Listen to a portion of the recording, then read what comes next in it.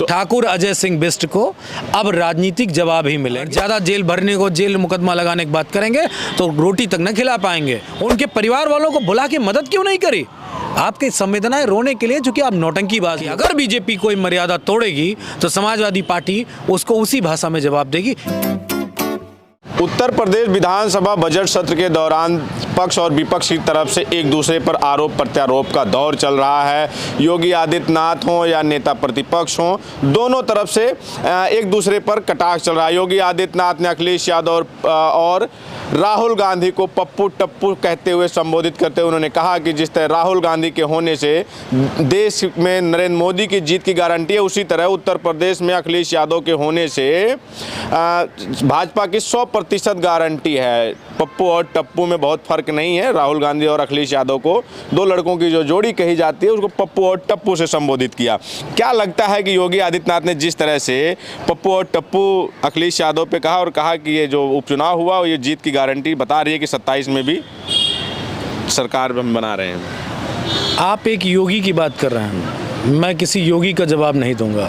मैं ठाकुर अजय सिंह बिष्ट जो लल्लू पुंजू टाइप के हैं नेता, उनकी बात का जवाब दूंगा, क्योंकि एक योगी की ऐसी अमर्यादित भाषा नहीं हो सकती। और अब उनको मैं यही नाम संबोधित करूंगा कि ठाकुर अजय सिंह बिष्ट लगातार राजनीतिक द्वेष के कारण, अपने विपक्ष से हार के बाद, उस खींच के बाद इतनी तकलीफ में है। और जो बजट झूठा पेश किया उत्तर प्रदेश की जनता के सामने, उससे इतनी तकलीफ है कि अब वो इस तरह की भाषा का प्रयोग कर रहे हैं। वैसे मैं कहूँगा ठाकुर अजय सिंह बिष्ट अब राजनीतिक उसमें आ गए। उनको एक चीज़ और छोड़ देनी चाहिए, वो जो पवित्र भगवा धारण करते हैं उसको भी छोड़ देना चाहिए। रेबेन का चश्मा लगाते हैं उसमें तो कोई दिक्कत नहीं। वो किसी योगी का, किसी मठ के मठाधीश का मुझे नहीं लगता वो सिंबॉलिक कोई चीज़ हो सकती है। तो उनको उसी पैटर्न पे आना चाहिए जो राजनेताओं का पैटर्न होता है। बड़ा स्टाइलिस्ट आए राजनेताओं के स्टाइल से, भगवा का अपमान न करें। और अगर वो कवच के रूप में भगवा का इस्तेमाल करेंगे तो समाजवादी पार्टी उस मर्यादा को भी तोड़ देगी कि अगर आप रावण कोई साधु के भेष में आ जाए तो हम उस साधु के सम्मान में रावण को ना पहचाने, उस पर हम अटैक भी ना करें, ऐसा नहीं होगा। तो ठाकुर अजय सिंह बिष्ट को अब राजनीतिक जवाब ही मिलेंगे, इसमें दो राय नहीं है। वैसे मैंने एक शब्द का इस्तेमाल किया है कि उनके जैसे लल्लू पुंजू नेता समाजवादी पार्टी और हमारे नेता के उस समाजवादी कारमा को रोक नहीं पाएंगे, चाहे जो कुछ हो जाए। यानी कि अब उत्तर प्रदेश में जैसे जैसे चुनाव की डेटें बढ़ती जाएंगी, नज़दीक आएगा 2027, तो भाषा की मर्यादा जिस तरह से वो पप्पू और टप्पू, इसी तरह से लुंजो और पुंजो योगी आदित्यनाथ जी के लिए इस्तेमाल करेंगे आप लोग। ये देखिए, कोई भाषा की मर्यादा को नहीं तोड़ेगा समाजवादी पार्टी का व्यक्ति, लेकिन अगर कोई सवाल आएगा तो उसका जवाब उसी भाषा में मिलेगा। फिर वो चाहे उत्तर प्रदेश के मुख्यमंत्री हों, देश के प्रधानमंत्री हों, गृह मंत्री हों, रक्षा मंत्री हों, या कोई पार्टी का नेता हो, जो अपनी भाषा की मर्यादा को नांगेगा उसको समाजवादी उसी भाषा में जवाब देंगे। लेकिन योगी आदित्यनाथ जी ने अपना घर, अपना परिवार, सब कुछ प्रदेश और देश के लिए त्याग दिया। आप लोग उनको फिर से वहीं लेके कह रहे हैं कि ठाकुर अजय सिंह बिष्ट फिर एक जाति विशेष से जोड़ रहे हैं। राजनीति में जो आता है वो सन्यासी ही होता है। राजनीति भी एक सन्यास है। आपका जो जीवन होता है वो खत्म हो जाता है, पब्लिक लाइफ में पूरा जीवन चला जाता है। उठने बैठने चलने फिरने का आपकी कोई पर्सनल लाइफ नहीं रह जाती। तो सबसे बड़ा अगर सन्यास कोई है तो राजनीतिक सन्यास है। उन्होंने क्या त्याग किया? एक घर त्यागा तो मठ के मठाधीश बन गए, और उस मठ के मठाधीश बन गए जो पिछड़ों का मठ था, निषादों का मठ था, निषादों की गद्दी थी, उस गद्दी को छीन लिया और आज उस पर ठाकुरों का कब्जा हो गया। पहले उनके मामा का, फिर अब उनका, और उनके बाद पता नहीं किसी और का, शायद उसका जिसका वीडियो आपने देखा था। अभी हाल फिलहाल आपने वीडियो देखा था कि अपने भतीजी की शादी में गए थे तो कोई उनका भतीजा बैठा था जिसको वो डांट रहे थे। हो सकता है अगला उनका भतीजा वो व्यक्ति बने, वो भतीजा उस मठ का मठाधीश बने, इसमें दो राय नहीं। तो इस बात को भी मुझे मालूम है, कोई त्याग नहीं है और राजनीति से बड़ा कोई संन्यास नहीं है। लेकिन आप लोग आरोप ये भी लगाएंगे, जैसे वहाँ कह रहे हैं कि निषादों के मठ पे कब्जा कर लिया, तो एक दिन आप लोग आरोप लगाएंगे कि यहाँ केशव प्रसाद मौर्य का नंबर था, उसका नंबर काट के योगी आदित्यनाथ। देखिए, केशव प्रसाद मौर्य की लड़ाई समाजवादी पार्टी नहीं लड़ेगी। ऐसे नेता की लड़ाई समाजवादी पार्टी नहीं लड़ेगी जिसको अपना हक लेने में इतनी तकलीफ हो। वो केशव प्रसाद मौर्य जाने, वो योगी आदित्यनाथ जाने, वो ब्रजेश पाठक जाने, वो स्वतंत्र देव सिंह पटेल जाने, वो सब वो लोग जाने, उससे हमारा कोई लेना देना नहीं।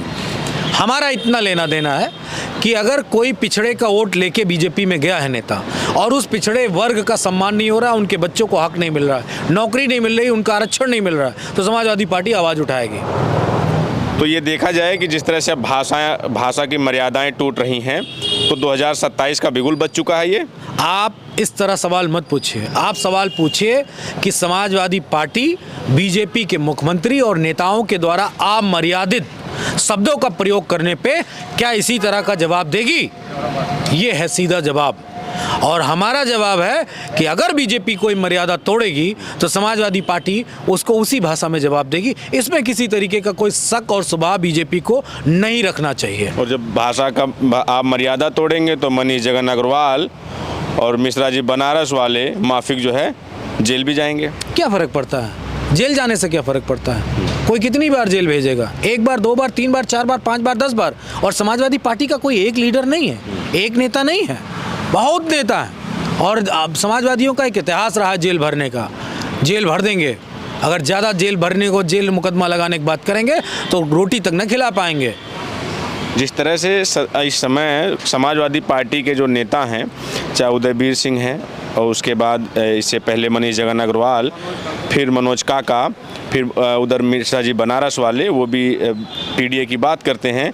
इन लोगों पर जिस तरह से मुकदमे हो रहे हैं, एफआईआर हो रही हैं, तो क्या लग रहा है कि जो समाजवादी पार्टी का शीर्ष नेतृत्व है, जो अखिलेश यादव के करीबी हैं, तो उनके खिलाफ एफआईआर ये 27 को लेकर डराना चाह रहे हैं समाजवादियों को?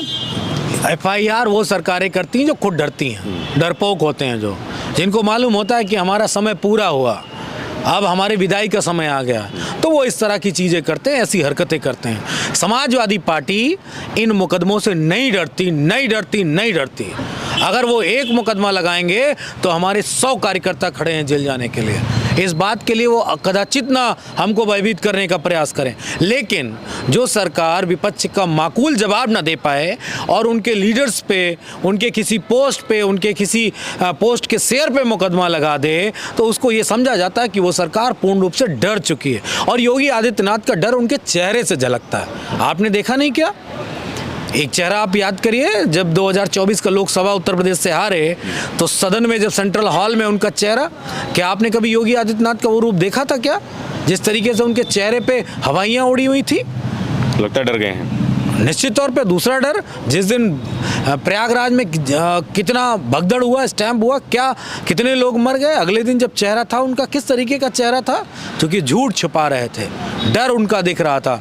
इसीलिए ठाकुर अजय सिंह बिष्ट से एक ही बात कहेंगे कि दोबारा हमारे नेता के प्रति उसी शब्द का प्रयोग करिएगा जो ठीक हो। और बाकी आपकी नौटंकी जग जाहिर है, आप मीडिया के सामने किस भाषा का प्रयोग करते हैं ये मीडिया को मालूम है, सबको मालूम है। आप पत्रकारों को गाली देते हैं तो वो आपको कैसे क्या आ जाए? आप आते हैं, रोते हैं, राजनेता रोता है भला? अगर संवेदनाएं हैं तो आप आंकड़े क्यों नहीं प्रस्तुत कर पाए? संवेदनाएं हैं तो उनके परिवार से मिले क्यों नहीं जाके? उनके परिवार वालों को बुला के मदद क्यों नहीं करी? आपकी संवेदनाएं रोने के लिए, चूंकि आप नौटंकीबाज लोग हैं, नौटंकी करते हैं बस। ठीक।